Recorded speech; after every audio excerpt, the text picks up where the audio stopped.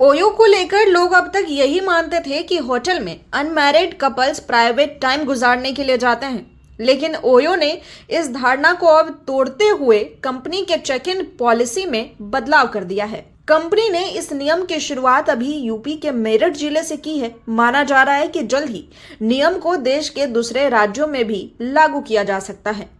बता दें, जैसे ही पॉलिसी में बदलाव किया गया उसके बाद से सोशल मीडिया पर इसकी काफी चर्चा हो रही है।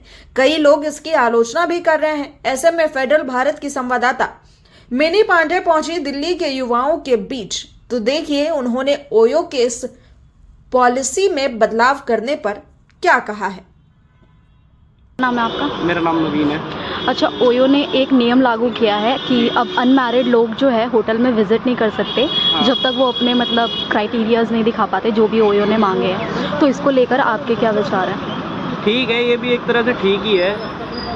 एक तरह से देखा जाए तो इससे कपल्स लिमिटेड हो जाएंगे जाने, और जो मैरिड लोगों के लिए तो अलाउ है, अनमैरिड लोग अब कहाँ जाएं? फ्लैटों पे जाएंगे अपन दोस्तों के, और कहाँ जाएंगे। तो अगर ओयो बंद होता है, अभी तो फिलहाल मेरठ में ही हुआ है ये लागू, अगर दिल्ली में होता है तो इसका इफेक्ट कितना पड़ेगा दिल्ली में? ओयो का डाउनफॉल स्टार्ट हो जाएगा। जो उनकी सेल्स थी वो इसी चीज़ से थी, अब नहीं होगी उस चीज़ से, क्योंकि जो कपल्स थे वही जाते थे ज़्यादा। कौन बुक कर रहा है दिल्ली के अंदर? कोई बाहर से आ रहा है, कौन कर रहा है? कम बुक करते थे, होटल प्रीफर करते थे। जो 3, 5 स्टार, 4 स्टार, 7 स्टार होटल होते थे उनको ज़्यादा प्रीफर करते थे लोग। ओयो कौन जाता था? ये कपल्स ही जाते थे, और कौन जाएगा ओयो? अब ओयो का डाउनफॉल शुरू? बिल्कुल। क्या नाम है आपका? क्रिश। ये जो ओयो ने नियम लागू किया है कि अनमैरिड लोगों को अलाउ नहीं करेंगे, फिलहाल तो ये मेरठ में है, अगर दिल्ली में लागू होता है तो इसका क्या इफेक्ट पड़ेगा?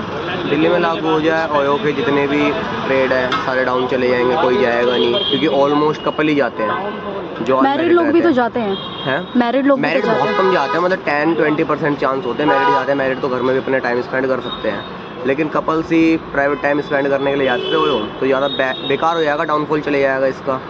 ओयो वालों की बिक्री भी नहीं होगी, क्योंकि नॉर्मल बंदे आते हैं, ट्रैवलिंग वाले भी आते हैं, तो वो होटल में प्रेफर करते हैं। ओयो में तो कोई रुकता ही नहीं, ओयो में पर्सनल टाइम स्पेंड करने के लिए रुकते हैं कपल्स, तो बेकार है, दिल्ली में नहीं होना चाहिए। इन लोगों ने जो ये चीज़ लागू करी है, इसको लेकर क्या ये सही है या गलत है? देखो, ये हमारे नज़रिए में तो गलत है ये। क्यों? क्योंकि देखो, हम भी खुद भी जाते हैं, ऐसी बात तो है नहीं, हम भी जाते हैं, तो बेकार हमारे लिए भी होगा।